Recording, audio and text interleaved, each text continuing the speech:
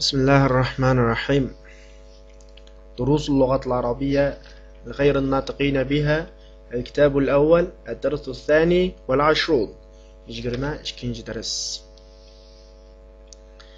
عندي يجرما إشكينج درس ده أساسلق بزكي قولغان طلب غير منصرف لاده، يعني ممنوع من الصرف من ديتو، غير منصرف من ديتو، غير منصرف اسملاني برقر tushuntirib bermoqchi. Yani biz oldingi darslarda g'ayrimunsiriflar to'g'riliq asroq tushuntirib bergan. Yani g'ayrimunsirif deganimiz arab tilidagi ma'lum shaklga ega ismlar bo'lib, zir o'qilmaydi. Yani zir o'qish to'g'ri kelib qolsa, zir o'qildigan o'rinda zavar o'qiladi. Undan keyin alif lam kirmaydi. Agar alif lam kirib qolsa, buning g'ayrimunsirifligi yo'qoladi.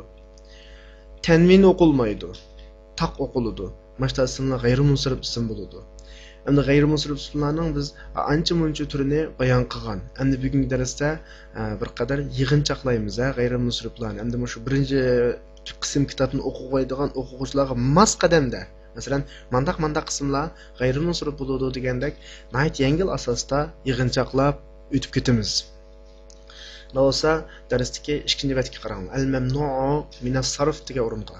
Aniq bilib olinglar. Gayrimunsirif zir o'qilmaydi, tanvin o'qilmaydi. Zir o'qildigan o'rinda zavar o'qiladi.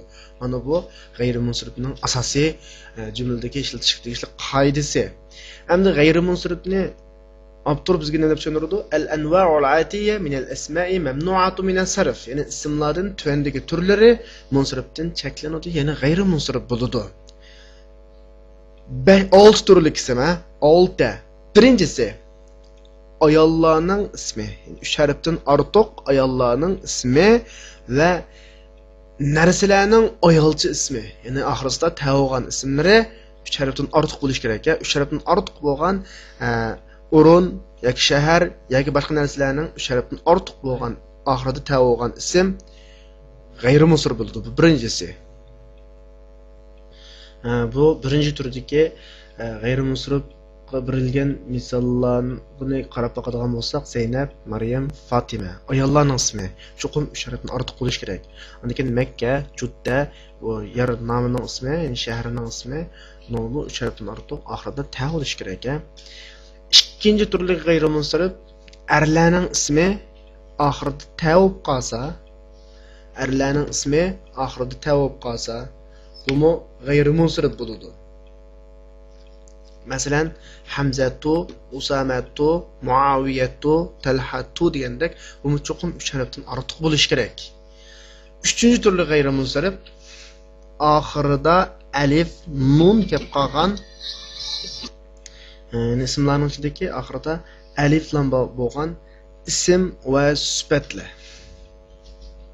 Ism va sifatlar. Endi hozir sizlarga yangi o'quvchi bo'lg'achqa bundan ortiq tushuntirmayman.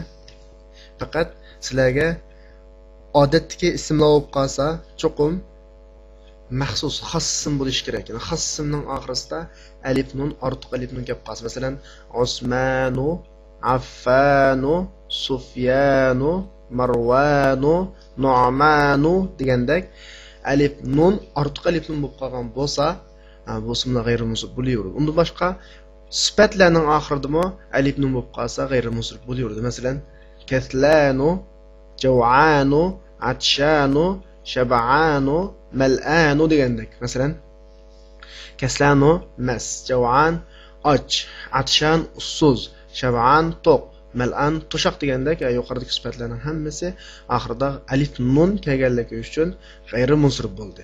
4-chi g'ayrimunsirif af'alu fe'l shaklida kelgan har qanday xos ism. Af'alu fe'l shaklida kelgan xos ism. Masalan, Ahmadu, Anvaru, Akbaru, Ahsanu degandek.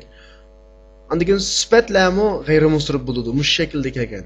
Ikkinchisi, 4-chisining ikkinchisi ranglarning hammasi g'ayrimunsirif. Masalan, abyadu, aswadu, ahmaru, asfaru, akhtaru, azraqu degandek. 5-chi g'ayrimunsirif chet tildan kirgan, sirtqi tildan kirgan ismlarning hammasi g'ayrimunsirif bo'ladi. Masalan, William, Edward, London, Paris, Pakistan, Bag'dad, Ibrohim degandek, Ismoil, Ishoq, Yaqub, Yunus, Yusuf degandek sirtlardan kirgan mayli odamlarning ismi bo'lsin, mayli shaharlarningki xos ismi bo'lsin, bularning hammasi g'ayrimunsirif bo'ladi. 6-chi g'ayrimunsirif ko'plik ismlar. Endi ko'plik ismlarni 4 ga bo'lib tushuntiramiz, ha. Birinchisi oxirida alifa mamduda bo'lgan ko'plik ism. Yani suzuladigan alif. Masalan, aghniya'u, astiqa'u, aqwiya'u, atibba'u degandek. Fuqara'u, wuzara'u, zumola'u, ulama'u degandek oxirida alif mamduda bo'lgan ism. Ikkinchisi ko'plik kelib, ko'plikning alifidan keyin 2 harf kelib qolgan. Hareketli işkerip kelib qolgan ko'pliklar bular g'ayrimunsirif bo'ladi. Masalan, masajidu, madarisu, fanadiqu, makatibu, daqaiqu o'xshash. Masalan, masajiddagi alif lamdan keyin ji, du 2 harf. Madarisu alifdan keyin ri, su 2 harf. Fanadiqu alifdan keyin dal, qaf 2 harf. Makatibu alifdan keyin ta, ba 2 harf. Daqaiqu alifdan keyin i, qaf 2 harf. Eng oxirgisi alif ko'plikning alifidan keyin 3 harf kelib o'tirsa sakin kelsa bu g'ayrimunsirif bo'ladi. Masalan, manadilu manadagi alifdan keyin dal, ya, lam 3 harf keldi, o'tirsa sakin. Manadilu. Mafatihu, fanajinu, karasiyu degandek. Mana saboqdoshlar yuqorqi 6 turlikning 3-chisi 2 turga bo'linadi. 4-chisi 2 tur, 6-chisi asosan 3 tur, ha? Asosan 3 tur. Mushu yuqoridagi 6 turlik ismlar sizlarga nisbatan g'ayrimunsirifga o'lcham bo'lsa bo'ladi.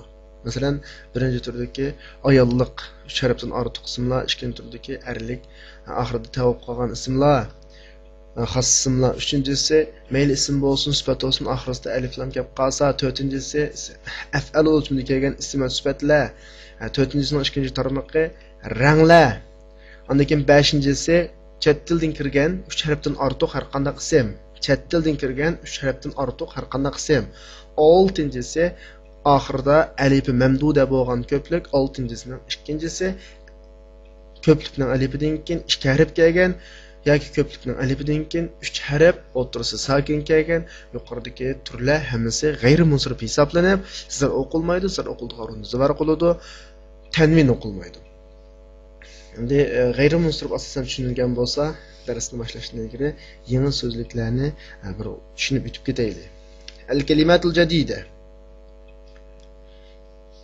Al-finjanu, fanajinu, al-madrasatu, مدارس المسجد مساجد الدقيقة دقائق قال المنديل مناديل المفتاح مفاتيح أبيض أحمر أخضر أسود أزرق أصفر الفنجان استكان فناجين köpüklü. El-medrese mektep, medaris köpüklü. El-mescid mescid, mesacidu köpüklü. El-dakika minut, dakayık bunun köpüklü. Qala dedi, aytdi degan pila.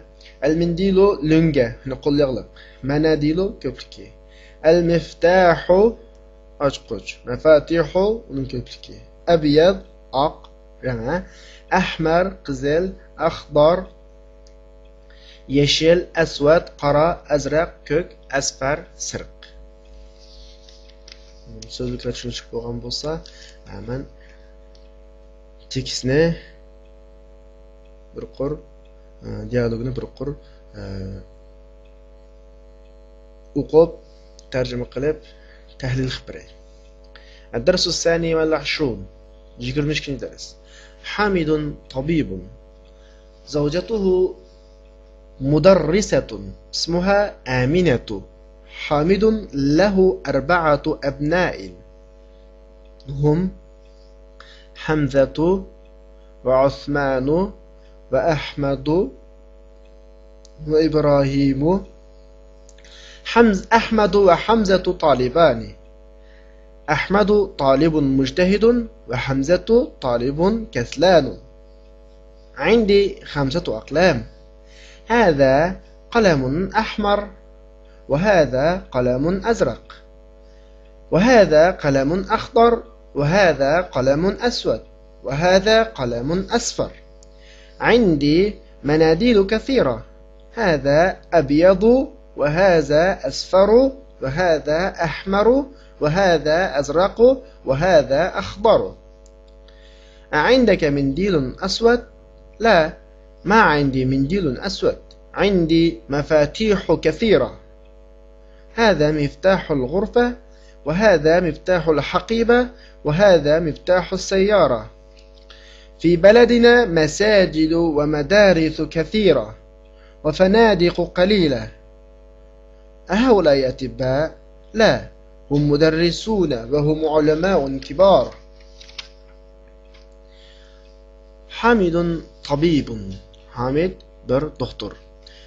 Bu cümlede gayrimunsirif yok. Zavjatuhu mudarrise. Onun ayali o'qituvchi. Bu cümlede mi gayrimunsirif yok. İsmuha Amina. Bunun ismi Amina. Yani Amina gayrimunsirif. Ayalının ismi ahırda hem tava. Hamidun lehu 4 abna. Hamid'nin 4 oğlu var. Hum ula Hamza ve Osman ve Ahmet ve İbrahim. Hamza ahırda tavub qolg'achqa g'ayrimunsirif. Osman ahırda alif bilan nun bo'lib qolg'achqa g'ayrimunsirif. Ahmad af'alu o'lchimidagi ism bo'lib qolg'achqa g'ayrimunsirif. İbrahim chet tildan kirgan, ya'ni ajam tili deymiz, chet tildan kirgan bo'lib qolg'achqa bu g'ayrimunsirif bo'ladi. Ahmad va Hamza taliban. Ahmad bilan Hamza ikkisi o'quvchi. Ahmad talibun mujtahidun va Hamzatu talibun kaslan. Ahmad bo'lsa bir tirishchan o'quvchi, Hamza bo'lsa ho'ron o'quvchi. Ana shu o'rinda yuqoridagi g'ayrimunsirif to'qqi hech qaysida qo'sh harakat yo'q, tanvin yo'q. عندي 5 أقلام. menda 5 qalam bor. هذا قلم أحمر. bu qizil qalam.